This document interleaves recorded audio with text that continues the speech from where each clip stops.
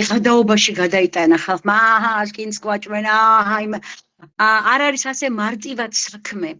როცა თავის სანამ აკრძალავდა ამერიკის შეერთებული შტატები და სანამ აკრძალავდა რა ქვია მაგას ევროპა, მანამდე ეს გავრცელებული ინგრედიენტი იყო ერთ-ერთი, ასე ვთქვათ, შემადგენელი იყო კვების, იმიტომ რომ ეს არის მართლა იაფასიანი პროტეინები და არავინ ამას არ კრძალავდა და იყენებდნენ ფერმერები ამას ან აქტიურად.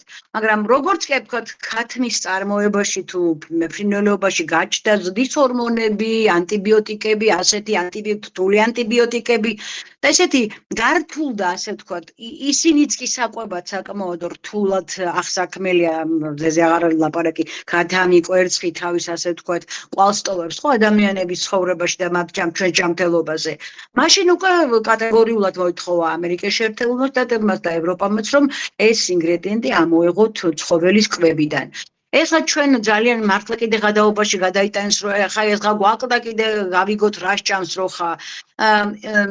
იმდენად რამდენად საკმაოდ რთულდება ჩვენი ყოფა ზოგადად კვების სფერო სამყაროში, ამ მატერიალურ სამყაროში. დიახ, ბევრი რამით უნდა ვიყოთ დაინტერესებული და ბევრი კითხვა უნდა გქონდეს და არც ერთ შემთხვევაში არ უნდა მოვუმსუბუქოთ, არ უნდა მივცეთ ბიზნეს და სახელმწიფოს იმის უფლება, რომ ყველაფერი ასეთი მიაყურონ, რაღაცა აფუჩეჩონ და გაატარონ.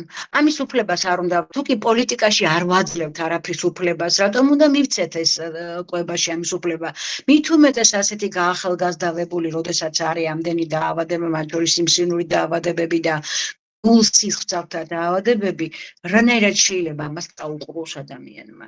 ამიტომ მე სიმართლე გითხრათ, ცოტა გული დამწყლა, ცოტა კი არა, კარგა გვარიანად გული დამწყლა, როცა ამას ღლიცინით შეხვდა საზოგადოება. ის კრინდი არ არის ასე მარტივი ამბავი ეგა.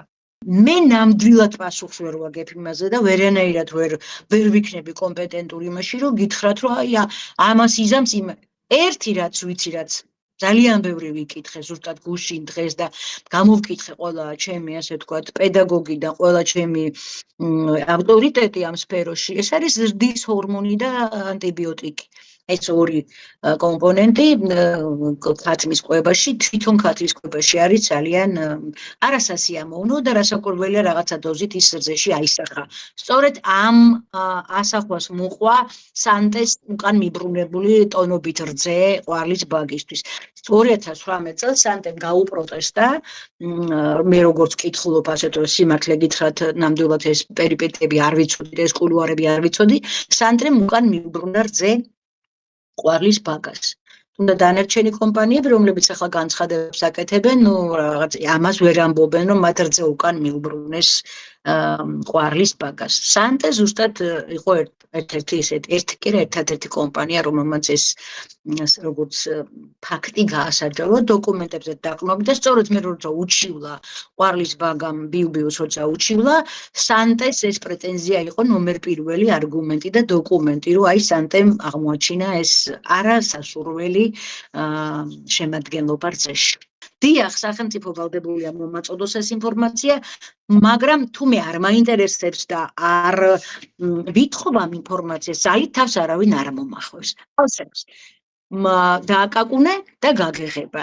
მით უმეტეს, როდესაც ესეთი სკანდალი აწყდა, ეხლა რა უნდა გააკეთოს იგივე ფერმერმა, არ ვლაპარაკობ ყვარლის ბაგას, თავის პრობლემები ეყოფა და როგორმე მიხედავს პაპაშვილი თავის თავს, უშელი ბავშვი ნამდვილად არ არის, საკმაოდ გამოცდილი ბიზნესმენია და კეთილი ნებოს და მიხედავს თავის პრობლემას, მაგრამ დანარჩენ ფერმერებს გონიათ ნაკლები პრობლემა, რომელიმეს, მაგალითად ვეტერინარიული დაავადებები, მასტიტები, ჯილეხები, ბრუცელოზები, ფარული მასტიტები, ხდებით რა უამრავი ისეთი დაავადებები, სანიტარიული, მაგალითად დაუბანელი ხელით თუ მოიწველად რო ხომ შეიძლება სტაფილოკოკები გამრავლდეს. მეც მომხმარებელი ვარ და ვიცი როგორ მოვთხოვო სახელმწიფოს და ფერმერს ჩემი ჯანმრთელობის ხარჯზე რომ არ დამაზარალოს და არ მაჭამოს ისეთი პროდუქტი, რომელიც მე დამაზარალებს, ჩემს შულს დააზარალებს, ჩემს მოხუცებულს დააზარალებს.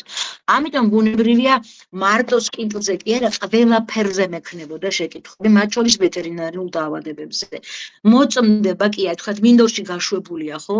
ნახირი ვთქვათ 100 ძროხა, აქვს იდენტიფიკაციის საყურე, მიდის სურსათმზომნებლობა, იღებს არც ეკითხება სხვათა შორის პატრონს ამას და მერე მიდის ინფორმაცია პატრონთან, რომ შენს ძროხის სიხში აღმოჩნდა ეს იდენტიფიკაციის საყურები ძალიან არის გავრცელებული და მადლობა ღმერთს, რომ თავის დროზე ეს პროცესი დაიწყო და არ გაჩერებულა.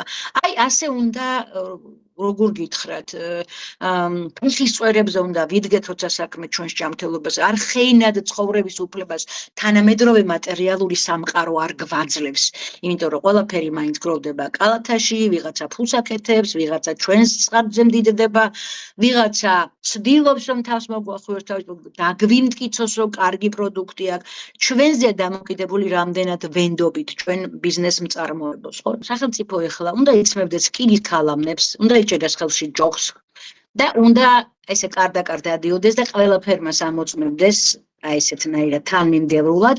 პირველ რიგში მასალებს უნდა სთხოვდეს რასაკვირველია ყვავილის ბაგას, ბიუბიუს, ორივე. იმიტომ რომ იქ სასამართლომ რომ გაანართლა ყვავილის ბაგა და დააკისრა 4 მილიონი ლარი ჯარიმა დააკისრა ბიუბიუს წარმოებას, ორივესგან უნდა პირველი სასამართლოდან უნდა ითხოვდეს მასალებს, მინისტრის სოფლის მეურნეობის თავისთავადცხადია, ჯანდაცვის მინისტრი თავისთავადცხადია და უნდა ითხოვდეს მასალებს ყოველი ორივე ბიზნეს მოთამაშისგან, ყვავილის ბაღისგანაც და ბიუბიუსგანაც, პლუს სასამართლოდანაც უნდა ითხოვდეს და უნდა შეაგროვოს ეს დოკუმენტები, შექმნეს კომისია. მე ასე მეჩვენება, ასე ხდება ნორმალურ ცივილიზებულ სამყაროში, შეიქმნას კომისია, სამუშაო ჯგუფი, შეისწავლონ ეს პრობლემა თავიდან ბოლომდე და კეთილინებონ, ან დამამშვიდონ, რომ არაფერი ისეთი განსაკუთრებული არ მომივა ამ სკინტლიანი. უღონდახეთ, სკინტლიანს რომ ვიძახით, ზუსტად ეს იყო ძალიან გამახიზიანებელი, კი არა, აი ეთიკის მიღმარჩება რაღაცას ის არ არის ასიამოვნო.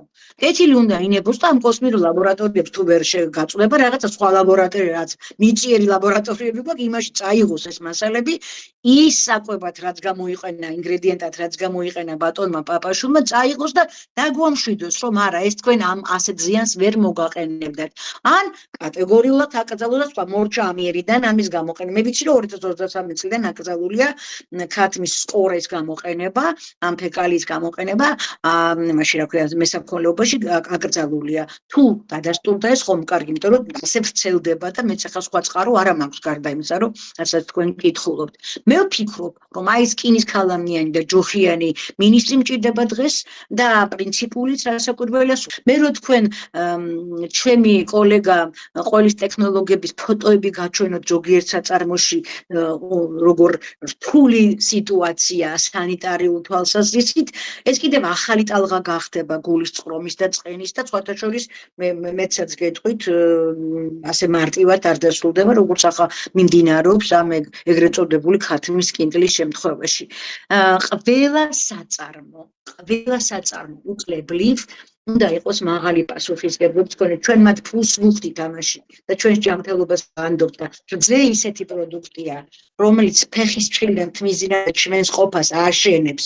ჩვენ შენდებით რძის პროდუქტებიდან, ჩვენი კბილები, ჩვენი ტმები, ჩვენი ჭრილები, ყველაფერი ამ ცილებზეა დამოკიდებული და კალციზე და ათას რაღაცაზე. ხო, ამიტომ კეთილი უნდა ინებოს სახელმწიფომ და უნდა დაგვამშვიდოს მეც და თქვენც, რომ არაფერი ისეთი გრანდიოზული ზიანი თუ მოგვადგა ზიანი, ესეც უნდა გითხრას, უნდა დაიჭიროს დადარიგი, რომ რაღაცნაირად ამ პრობლემას მოგვარებაში დაგვეხმაროს. მოგვადგა ზიანი, მკურნალობა გჭირდება, კეთილი ინებოს და დაგვაზრდოს ამისგან.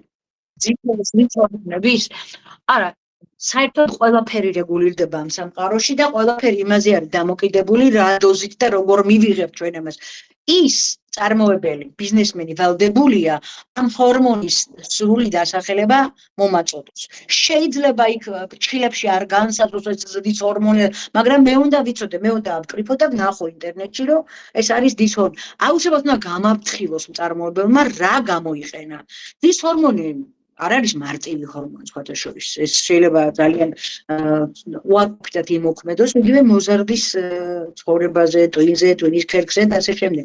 ეხლა რიგი არის სახელმწიფოზე, ან თუ ეს მართლა ასე მოხდა, რომ გაეპარა სახელმწიფოს არ მიაქცია ყურადღება თავის დროზე საქონლის საკვების ინგრედიენტებს, კეთილი იქნებოდა ხა და აჯარიმოს ეს ხალხი და ის გაქცევდეს მე თუნდაც დაზარალდება და განაცხადა მე თუ დავზა თუ ვიგრძენი რომ ამან დამაზარალა მე აუცილებლად უჩივლებ ნებისმიერს, გინდა ბიებიუს და გინდა ასე რა ქვია, ვალის ბაგას.